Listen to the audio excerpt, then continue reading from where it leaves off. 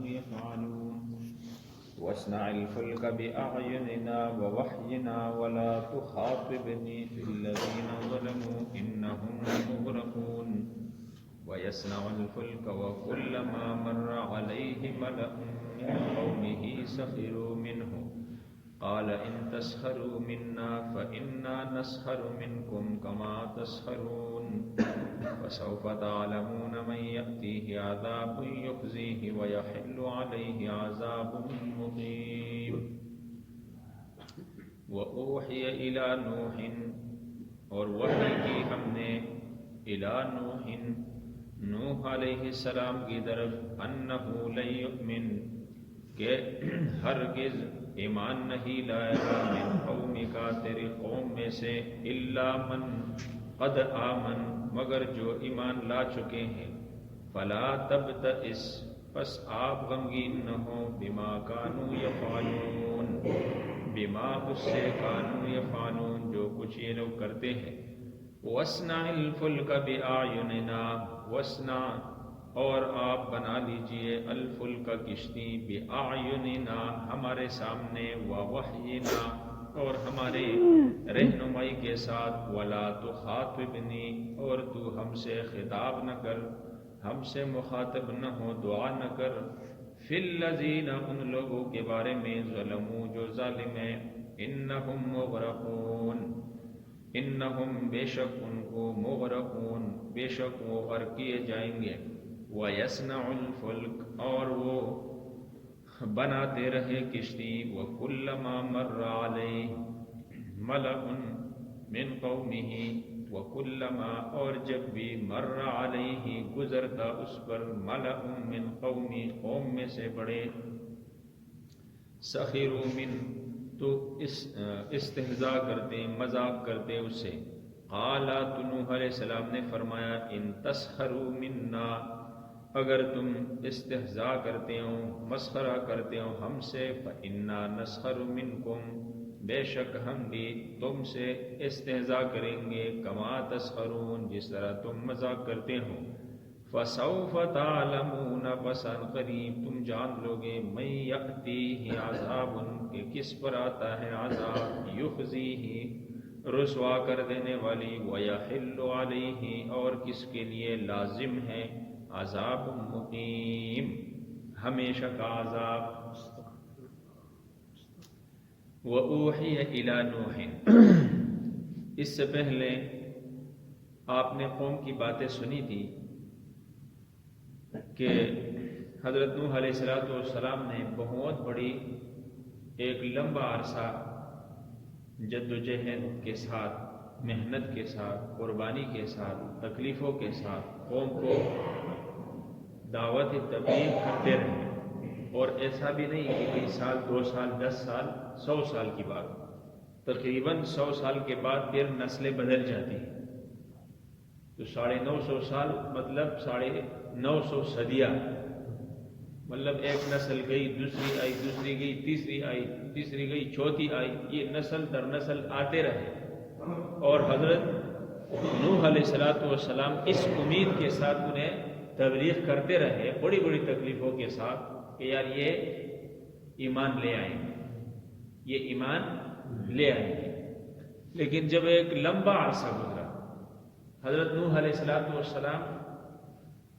کو تو تکلیفیں بہت زیادہ دی گئی مطلب بہت سارے واقعات میں سے ایک واقعہ میں نے پڑھا تھا کسی زمانے میں کہ حضرت نوح علیہ السلام راستے پر جا رہے ایک بالکل بوڑھا آدمی جو لاٹھی کے سہارے سے چل رہے تھے جا رہے تھے لاٹھی کے ہمسا جس کو بولتے ہیں اس کے ساتھ اس کا نوجوان بیٹا اس بزرگ بوڑھے آدمی نے اپنے بیٹے کو کہا کہ بھئی یہ جو بوڑھا آ رہا ہے نا حضرت نوح علیہ السلام کے دل یہ جو بوڑھا آ رہا ہے نا اس سے بچ کے رہنا اس سے بچ کے رہنا یہ بندوں کو کیا کرتا ہے گمراہ کرتا ہے خراب کرتا ہے غلط راستے پہ چلاتا ہے تو اس واقعے میں کمی بیشی اللہ معاف فرمائے کہ وہی اس نوجوان بیٹے نے اپنے اس بزرگ کے ہاتھ سے وہ لاٹھی لی اور حضرت نوح علیہ السلام کو اتنا زور سے مارا سر پہ کہ بھئی خون بہنا شروع ہوا. خون سے حضرت نوح علیہ السلام لہو لہان.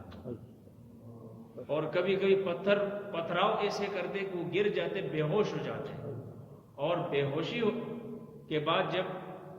ہوش میں آ جاتے تو اپنی قوم کی ہدایت کے لیے رب سے دعا کرتے. تو یہ بہت بڑا لمبا زمانہ ہے, کوئی 1 2 سال 10 سال کی بات بھی نہیں ہے, مسلسل. آگے سورہ نوح میں بھی اس کا تذکرہ آئے گا. بالآخر نوح علیہ السلام کی زبان پر دعا بھی آئی کہ رب انی مغلوب, اللہ اب میں کمزور ہو چکا, اب میری مدد فرما. ان ظالموں کے خلاف, ان کے مقابلے میں میری مدد فرما. رب انصرنی بما کذبون, کبھی کہا اللہ میری مدد فرما ان جھوٹوں کے مقابلے میں, یہ تو جھوٹے ہیں, ان کے مقابلے میں میری مدد فرما. اور اللہ نے فرمایا وَأُوحِيَ إِلَى نُوحٍ أَنَّهُ لَن يُؤْمِنَ, کہ میرے نوح, میرے پیغمبر, وحی کی اللہ نے کہ اب تیری قوم میں سے کوئی بھی ایمان لانے والا نہیں ہے. إِلَّا مَنْ قَدْ آمَنَ, مگر جو 80-82 بندے ایمان لا چکے ہیں یہی ایماندار ہے, اس کے علاوہ اور کوئی بھی ایمان.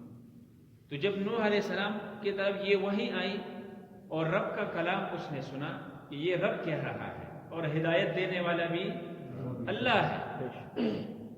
اور ہدایت بھی اسی کو دیتا ہے جو ہدایت چاہتا ہے. اب یہ لوگ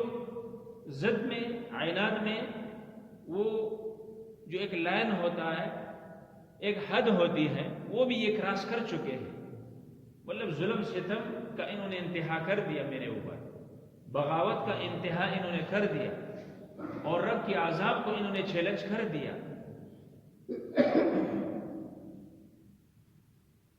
اور پھر جب یہ آیات نازل ہوئی تو حضرت نوح علیہ السلام مطمئن ہوئے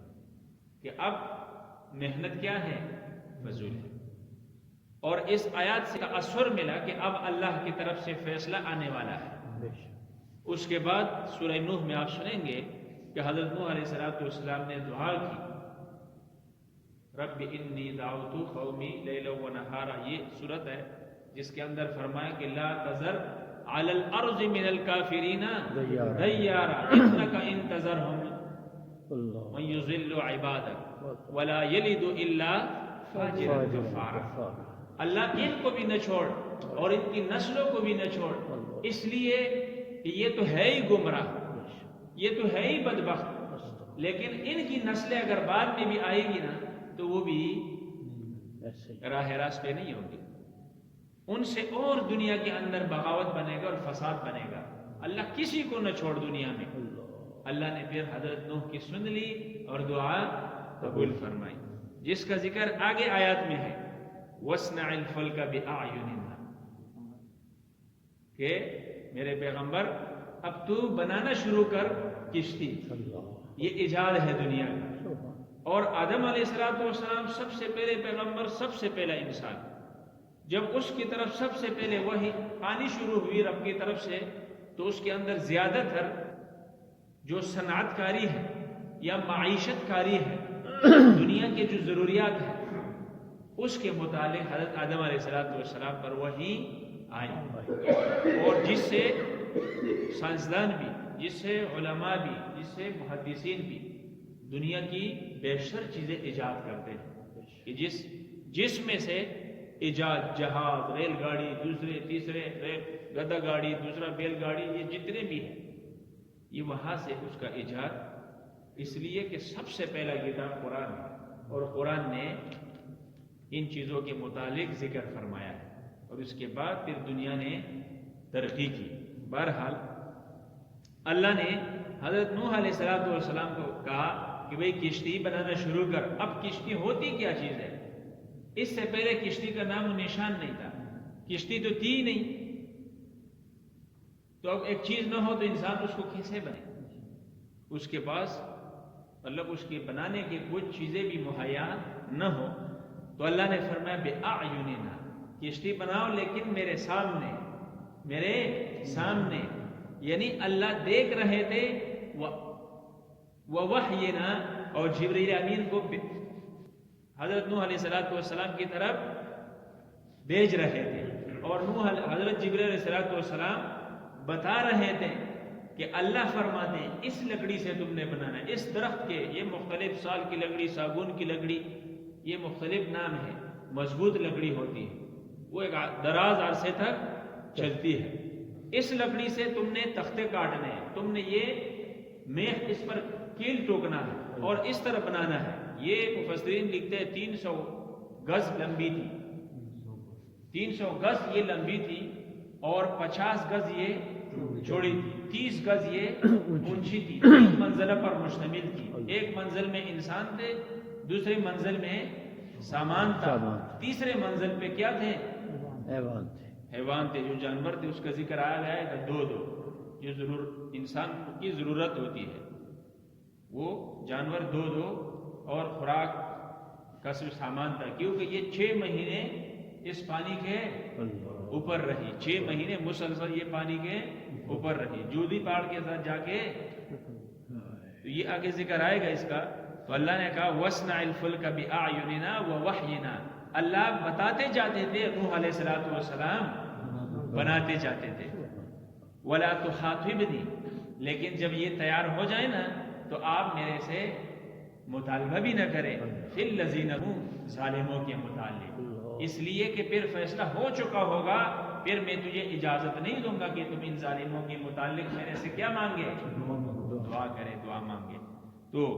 انہم مغرقون، اس لیے کہ اب یہ ظالم غرق کیے جائیں گے، وَيَصْنَعُ الْفُلْكَ، اور حضرت نوح علیہ السلام بنانا اس نے شروع کر دیا، بناتے جا رہے تھے،